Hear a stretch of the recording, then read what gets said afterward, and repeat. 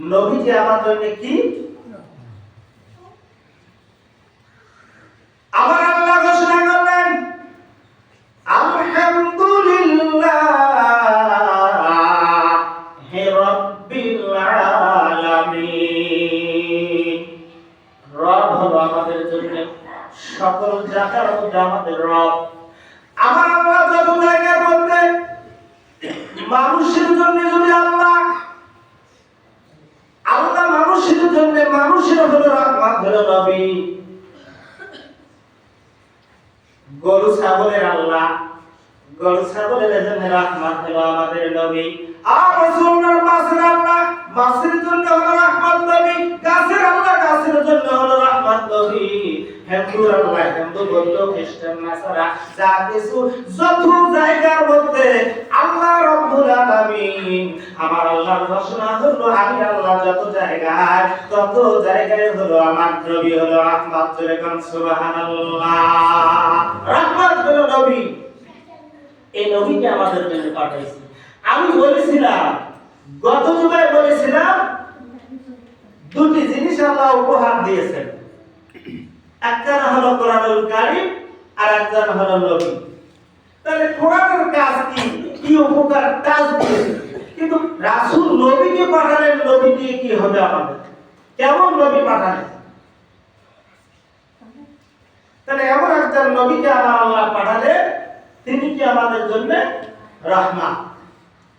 হয়তো আমরা মনে করি মুসলমানের নবী মুসলমানের রহমত। জি না, আল্লাহ যত জায়গায় নবী হলেন তত জায়গায় রহমত। যত জায়গায় আল্লাহ তত জায়গায় নবী হলেন রহমত। পরিষ্কার কথা। আমার আল্লাহ রাব্বুল আলামিন ডাক দিয়ে বললেন, ও আমার বান্দা বান্দীরা, পৃথিবীর জমিনের মানুষেরা, তোমরা লক্ষ্য করো, আমি আল্লাহ রাব্বুল আলামিন তোমাদের মধ্যে একজন নবীকে উপহার দিয়েছি। তোমরা নবীর দিকে তাকাও, তাদের পথ তাদের মত তোমরা অনুসরণ করো, অনুকরণ করো, যে নবীকে আমি আল্লাহ রাব্বুল আলামিন পাঠিয়ে দিয়েছি। আল্লাহ ঘোষণা করলেন, লাকাদ কানা লাকুম ফি রাসূলিল্লাহি উসওয়াতুন হাসানাহ। সবাই বলেন সুবহানাল্লাহ। লাকাদ কানা লাকুম ফি রাসূলিল্লাহি উসওয়াতুন হাসানাহ। উত্তম আদর্শ কার? উত্তম চরিত্র কার? রাসূলের। উনি হলেন নেতার নেতা, বিশ্ব নেতা। ওনার উপরে আরো নেতা আছে।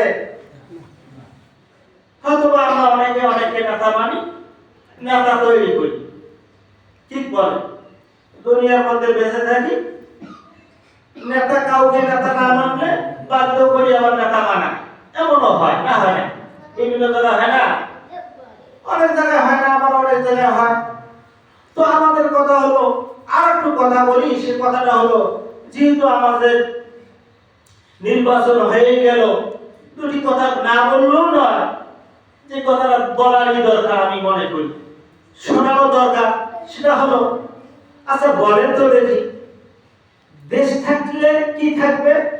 দল থাকবে, নাকি বলেন? এটা গণতান্ত্রিক দেশ না? তাহলে পরিষ্কার হিসাবে এটা মনে রাখবে। তাহলে এই গণতান্ত্রিক দেশের মধ্যে দেশ থাকবে, দল থাকবে, এবং দল থাকলে যে দেশ থাকে, দেশের মধ্যে যে কোনো একটা দল না একটা দল পরিচালনা করবে, নাকি কর? কোন দলীয় কথা বলার আছে আমি বলার চেষ্টা করেন, তাহলে বুঝবে।